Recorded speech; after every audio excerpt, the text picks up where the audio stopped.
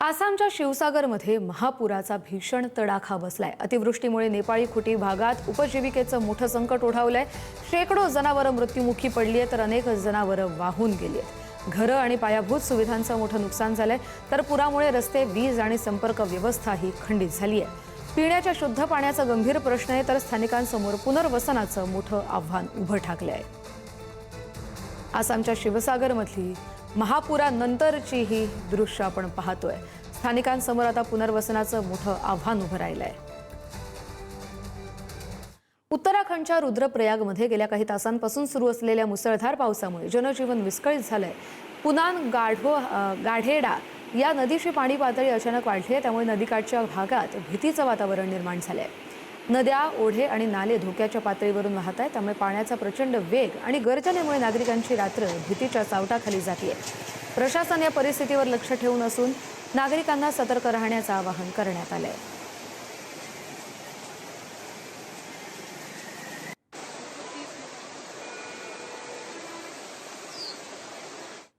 केरळच्या कन्नूर जिल्ह्यातील श्रीकंठपुरम नगरपालिकेत मुसळधार पावसामुळे पूरसदृश परिस्थिती निर्माण झाली आहे।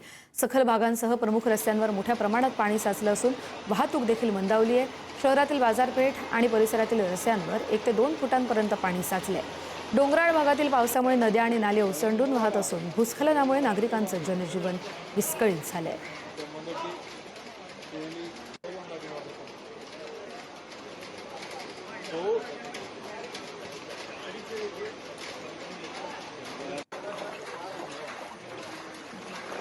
केरळच्या कन्नूरमधली ही दृश्य मुसळधार पावसामुळे या भागात पूरसदृश परिस्थिती निर्माण झाली आहे। श्रीकंठपुरम शहरातील रस्त्यांवर पुराचं पाणी साचलंय, त्यामुळे वाहतुकीला मोठा अडथळा निर्माण झाला। इथलं जनजीवन विस्कळीत झालंय।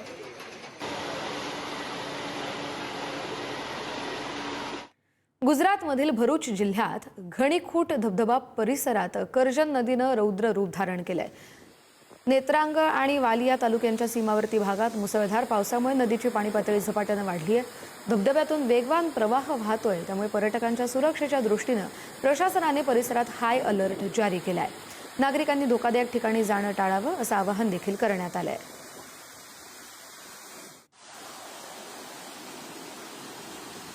गुजरातमधील सुरतमध्ये मुसळधार पावसामुळे पूरस्थिती अधिक गंभीर बनली। अनेक सखल भाग जलमय झालेत। रस्त्यांवर मोठ्या प्रमाणात पाणी साचलंय, त्यामुळे वाहतूक विस्कळीत झाली असून नागरिकांचं दैनंदिन जीवन प्रभावित झालंय। काही भागांमध्ये घरांमध्ये देखील पाणी शिरलंय, त्यामुळे नागरिकांना सुरक्षित स्थळी हलवण्याचं काम सुरू आहे। पूरस्थिती लक्षात घेऊन पोलीस, अग्निशमन दल आणि आपत्कालीन बचाव पथकांकडून युद्ध पातळीवर मदत आणि बचाव कार्य राबवलं जात आहे। पाण्यात अडकलेल्या नागरिकांना बोटी आणि अन्य साधनांच्या मदतीनं सुरक्षित स्थळी हलवले येत असून संवेदनशील भागांवर प्रशासनाचं विशेष लक्ष आहे। गुजरातच्या सुरेंद्रनगर जिल्ह्यात मुसळधार पावसामुळे पूरसदृश परिस्थिती निर्माण झाली। शहर आणि ग्रामीण भागातील अनेक रस्त्यांवर पाणी साचले, त्यामुळे वाहतूक ठप्प झाली। सखल भागातील काही घरांमध्येही पाणी शिरले। प्रशासनाने नागरिकांना अत्यावश्यक कामाशिवाय बाहेर पडू नका असं आवाहन केलंय। बचाव पथकं मदत कार्य करत असून पाणी उपसा आणि वाहतूक सुरळीत करण्याचे प्रयत्न सुरू आहेत, तर हवामान विभागानं पुढील काळात देखील जोरदार पावसाचा इशारा दिलेला आहे।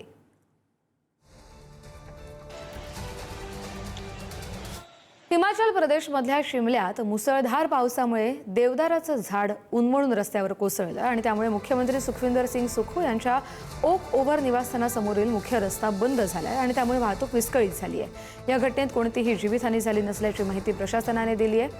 माहिती मिळताच शिमला नगर निगम, अग्निशमन दल आणि पोलिसांनी घटनास्थळी पोहोचून हे झाड हटवण्याचं काम सुरू केलं।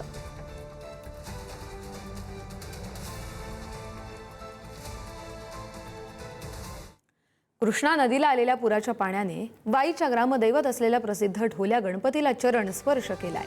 गणरायाच्या चरणाला कृष्णामाईचा स्पर्श हे समृद्धी, भरपूर पाऊस आणि जलसंपन्नतेचं प्रतीक मानलं जातं।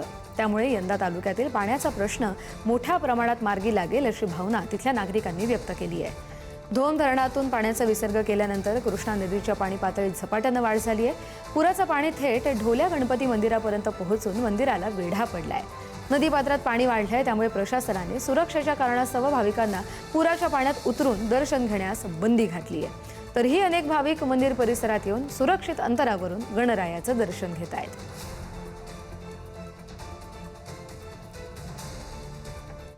नांदेड, हिंगोली आणि यवतमाळ जिल्ह्यात झालेल्या दमदार पावसामुळे पैनगंगा नदी दुथडी भरून वाहते आणि त्यामुळेच सहस्रकुंड धबधब्यानं मनमोहक असं रूप धारण केलंय. सुमारे 100 फुटांवरून कोसळणाऱ्या जलधारा पाहण्यासाठी पर्यटकांनी मोठी गर्दी केली आहे. वीकेंड आहे त्यामुळे पर्यटकांची पावलं आपोआप धबधब्याकडे वळत आहेत. अधिक गर्दी अपेक्षित असल्यानं कोणताही अनुचित प्रकार टाळण्यासाठी सहस्रकुंड परिसरात पोलीस बंदोबस्त तैनात आहे.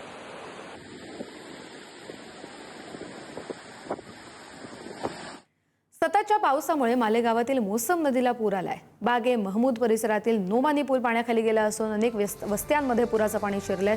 दरम्यान खबरदारी घेण्याऐवजी एक लहान मुलगा पुराच्या पाण्यात पोहण्याचा स्टंट करत असल्याचा व्हिडिओ सोशल मीडियावर व्हायरल झालाय. काही दिवसांपूर्वी याच परिसरात एक मुलगा पुराच्या पाण्यात वाहून गेला होता आणि त्या मुलाचा मृतदेह 3 दिवसांनी सापडला.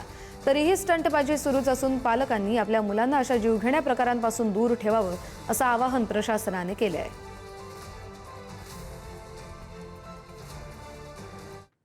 धुळे शहराजवळील लळिंगकुरण परिसरात धबधबा पाहण्यासाठी गेलेल्या काही तरुणांचा बेजबाबदारपणा एका तरुणाच्या जीवावर वेतण्याची वेळ आली होती.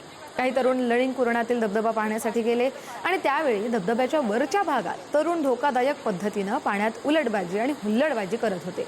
यावेळी अचानक पाण्याचा प्रवाह वाढला आणि त्यामुळे एक तरुण प्रवाहाच्या मध्यभागी अडकून पडला. घटनास्थळी उपस्थित असलेल्या नागरिकांनी प्रसंगावधान राखत या संबंधित तरुणाला जवळच्या झाडावर चढण्याचा सल्ला दिला. त्यानुसार तरुणाने झाडावर चढून स्वतःचा जीव वाचवला.